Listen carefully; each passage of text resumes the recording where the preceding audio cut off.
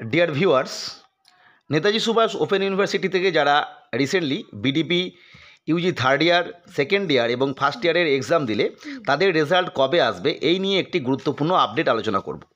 আজকের আলোচনার বিষয় হলো বিডিপি এবং ইউজি থার্ড ইয়ারের রেজাল্ট কবে আসবে, সেকেন্ড ইয়ার এবং ফার্স্ট ইয়ারের রেজাল্ট কবে আসবে এবং এই রেজাল্ট আসার পর যে এমএ অ্যাডমিশন চলছে 2024-25 সেশনের জন্য, যারা ইউজি থার্ড ইয়ার এবং বিডিপি কোর্স শেষ করবে তারা কি এমএ অ্যাডমিশনের চান্স পাবে, এই নিয়ে আমরা ডিটেলসে আলোচনা করব। এই বিষয়ে আলোচনা করতে গেলে যে বিষয়ে বলা দরকার সেটা হচ্ছে পূর্বের যে অভিজ্ঞতা, মূলত করোনা মহামারী হবার আগে সেই সময় আমরা জানি বিডিপি প্যাটার্নে পরীক্ষা হতো, অর্থাৎ 1 বছরের প্যাটার্নে।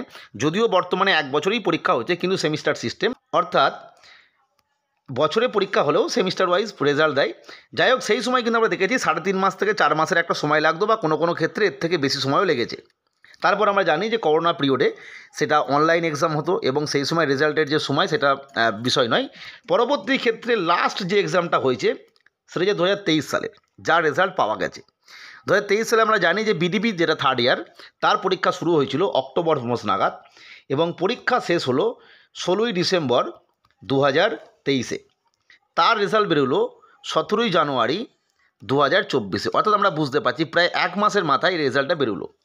এই রেজাল্ট বেরোনোর কারণ কি?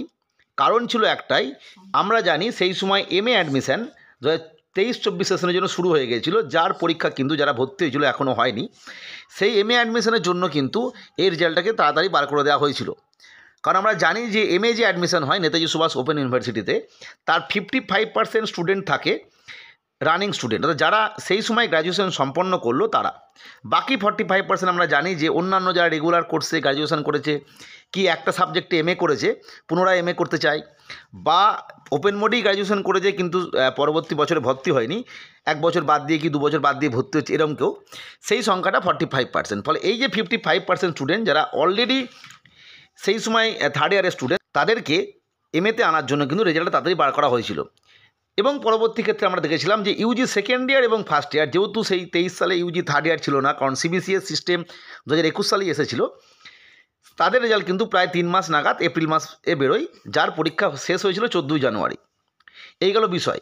ফলে এবছর যদি আমরা লক্ষ্য করি তাহলে আমরা দেখতে পাবো এবছরের যে লাস্ট পরীক্ষা এক্সাম 8ই এবং 9ই ফেব্রুয়ারি লাস্ট শেষ হলো ইউজি এবং বিডিপি দিয়ে, সেই জায়গায় এই রেজাল্টটা আসতে আমার মনে হচ্ছে মোটামুটিভাবে মার্চের লাস্ট উইক টু এপ্রিলের ফার্স্ট উইক, এর মধ্যে কিন্তু রেজাল্ট এসে যাবে। কারণ আমরা জানি যে বিষয়টা গুরুত্বপূর্ণ, একটু আগেই বলছি, এমএ অ্যাডমিশনের সেকেন্ড চান্স দিয়েছে এবং যেটা চলবে 2রা মার্চ পর্যন্ত।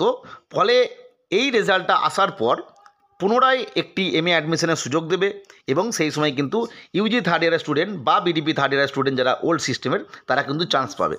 এবং পরবর্তী ক্ষেত্রে আমরা দেখব থার্ড ইয়ারের পরে সেকেন্ড ইয়ার এবং ফার্স্ট ইয়ারের রেজাল্ট দেবে।